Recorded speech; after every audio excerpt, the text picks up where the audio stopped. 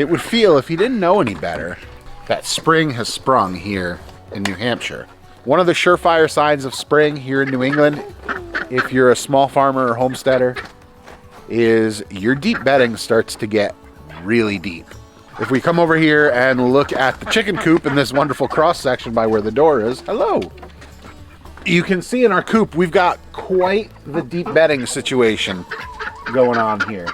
Before the winter, we had cleaned this out entirely, and as the winter's gone on, we just add more and add more. You add more shavings, add more straw, shavings, straw, just kind of alternate back and forth.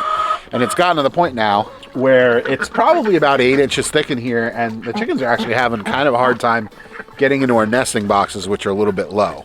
There's a couple of advantages to doing this way, despite the fact that you've got to do a massive clean out in the spring. One is that you're not out here in the cold unloading shavings all the time, which is just kind of like, you know, that's good. The second, though, is that when you get this deep litter going like this, you're actually self-composting as the winter months go along. So if you were to pull some shavings out and dump them in a compost pile, that wasn't necessarily a really like thriving compost pile, they could freeze and stop composting for the winter, and then you add some more on top and they freeze up. And with a deep litter method like this, you actually start composting all winter. That pile in there is hot. It's giving our chickens a little bit of warmth inside their coop. And when I pull that out and toss it onto the compost pile in the next couple weeks, it's already jump started. It's going to get going. So we'll be able to use it a little bit sooner in the garden. Another surefire sign of spring here in New England is that the time to prune your fruit trees comes upon you. So on the farm right now, we've got a couple peach trees. We've got some blueberry bushes. We've got some Nanking cherry bushes that we planted a couple years ago that are just now finally starting to figure things out. So we had deer hit our peach trees early on, and I decided I was going to use our welded wire fencing to create a fence around the peach trees. And while the peach trees have actually done really great since then, some issues have popped up. Am I going to?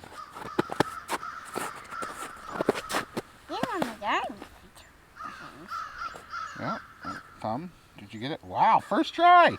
Good job. Give me 5. All right. You see, when I put these cages up around the peach trees, you know, I kind of put the value of the deer not hitting these peach trees over, you know, the peach trees themselves. The second thing I didn't really do is I didn't prune them last year, and we've got a lot of really kind of crazy growth going on right now that needs to be roped in a little bit. Now, I'm not an expert on pruning fruit trees. I'm sure that I will hear from experts on this video. But what I'm actually going to go for is not necessarily the open. This one might end up an open center, which is one school of thought on pruning fruit trees. And the reason why this is going to probably be an open center is because from the, well, you know what? I'll talk about it in a minute. The first thing I'm going to do is I'm just going to get this fencing off of here, and then we'll come back and we'll talk about how I'm actually going to prune these things.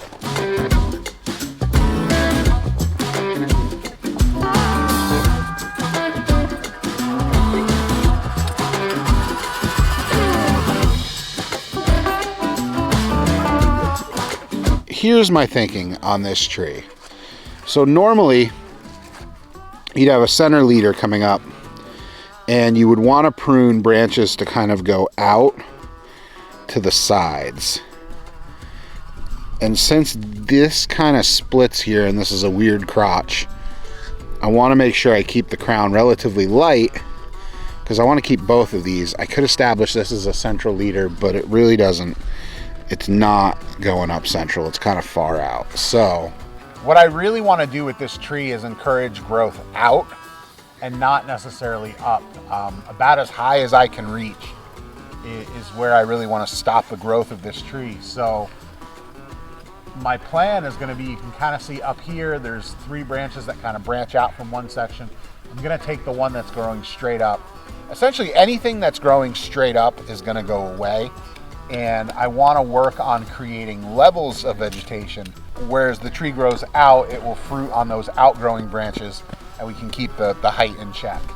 If you know more about this than me, please comment down below and tell me if I'm doing something wrong on this. The trees are young enough where I'm confident if I screw it up, as long as I don't cut too much, they'll be okay. I mean, these got eaten back to sticks literally by deer a few years ago. It was like a stick sticking out of the ground. So I'm not too worried about them bouncing back. I think they'll be okay as long as they get enough leaf growth on them. But yeah, that's kind of how I'm going to do it.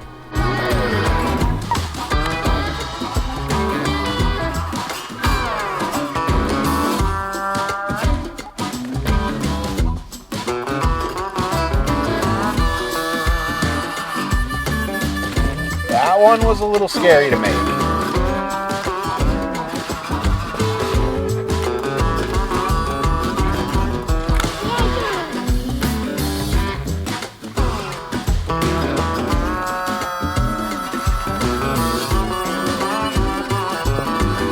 I think that's all the cutting I'm going to do on this particular tree.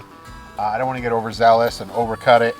There's still enough wood on it, but it's still small enough where some of these bigger branches that are growing kind of in not optimal places, I don't have to worry about them. They're not going to get so heavy. I can thin fruit and come back through and just make sure the tree doesn't get too heavy. But I also do want to see kind of with some fruit load on it, because it did grow peaches last year. I want to see how it looks with weight on the branches and things starting to kind of sag a little bit. So we're going to leave this one how it is here, and then we're going to go over to the other one, and that one's kind of growing on a funky angle. We might need to do a little bit more work on it. We're going to see what it looks like. So this tree I'm thinking is going to be a little bit easier to prune. This one, again, I came down here thinking I was going to do kind of a modified homeowner type prune on it instead of the open center prune. But what I found was, I remember that when the deer ate this, they actually bit off like the top, the main leader, like the main stem of the tree, at around maybe like 4.5, 5 feet up. So this already has a very open center, stuff starting to come off of it. Really the main thing here is going to be pruning off anything that's growing center into the tree, and then also taking off some of these lower branches that you see down here and kind of clearing those out, getting those suckers out of the way, because you don't want them that low to the ground. But really with this tree, it's just kind of clean up and doing what we can with it. I've got you hopefully panned against the sky so you can kind of see the silhouette of the tree and what it looks like now versus what it's going to look like when I'm done. And hopefully I don't screw it up.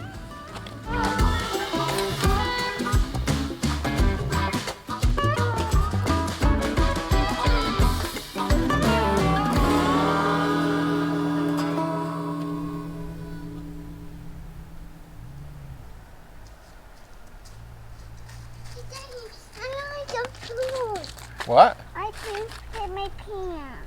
You what? I pooped in my pants. You pooped in your pants? All right, we're back after that little technical, I don't know. We were good though. It wasn't actually what we thought it was. It was just, I don't know if it was a fart or something.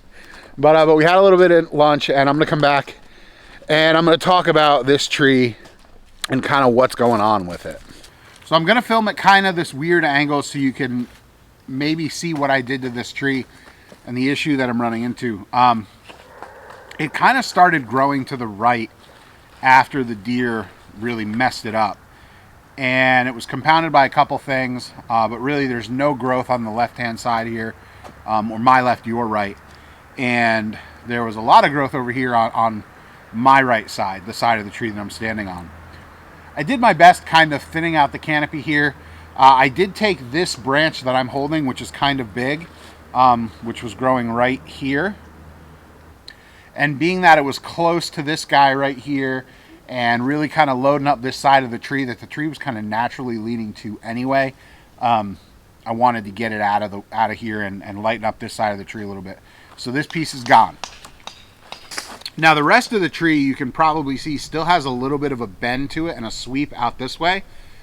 I did leave as much as I could over here, but I'm gonna end up tying off this tree and bringing it kind of back just to about right there. I can actually use this T-post that I've got over here to do that.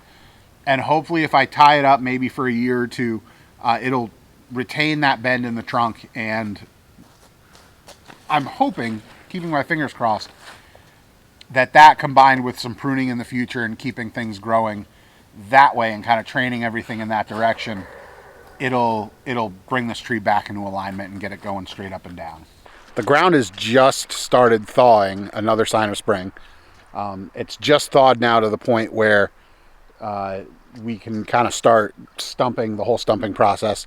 Probably it's still really wet, but in the next couple weeks we'll be able to get out and start digging these stumps up. I called Dig Safe today. They're going to come out and they are going to mark our power line, even though in some spots we know exactly where the power line is, because whoever built the house or ran the line originally, whether it was the home builder or not, it's not to code. If you look way down our driveway, you'll see the utility pole. And the utility pole, the line comes in, it gets buried, and it runs in conduit up here alongside the driveway most of the way. However, when you get here, you'll see that's a whole bunch of broken conduit and wires inside. And if you follow it up, you'll see, that's all conduit right there. All of this. Pretty much on the surface. So whoever built this or ran the line originally definitely didn't bury it to the 3 feet that I'm fairly certain is required. I'm not an electrician or a contractor or a builder or a lineman or anything like that. I'm just a guy. But I don't think it's supposed to be like that. If it's okay, tell me in the comments down below and correct me. But something's up there, because they weren't even digging in that area. He literally just drove the skidder over it, and when he came back, he saw that there was some gray plastic around. Now that the snow is mostly melted, we're starting to see where the water really kind of pools up and collects, and how the drainage goes on this area that we cleared down here. The area right here behind me is the worst offender. Where those maple trees are, it kind of naturally funnels in between the house and the property boundary, and the direction of that funnels it all right here toward the driveway. The only reason it's not ending up directly in the driveway is because of some of the drainage that they dug out with the logging equipment while they were here. The plus side to seeing this happen right now is I'm able to kind of see very easily where the water's coming from and what I can do to mitigate it and kind of figure that all out. It looks like my plan, which was originally to cut some drainage from the end of those maple trees over there out to the rock wall property boundary, it looks like that'll work. It looks like it may actually be feasible as well to cut the drainage further up or do a couple swales out. And then that water, none of it will even make it over here, which would dry it out even more. I do want to be careful cutting the drainage too far up on that little kind of natural swallow there, only because these maple trees that are down at the bottom of it, they have grown up their entire lives accustomed to getting the amount of water that they are. And if I cut it up too high, I don't want to shock them and put them into, making them think it's like a drought or perpetual drought. So I want to make sure that I do allow enough water to get down to the bottom of this stand of maples before I kind of route it out to the side. So maybe a little bit of drainage dug out up top, but then the majority is going to be going in as low as I can. Hey, you want to get up on this stump? Okay. You get up there? Yeah. You going to get up yourself? Good job. I got hurt. You did it. You didn't even need my help. No. I think that's where we're going to call it for today. Thanks everybody for watching, and we hope you're having a great day. Bye. Bye.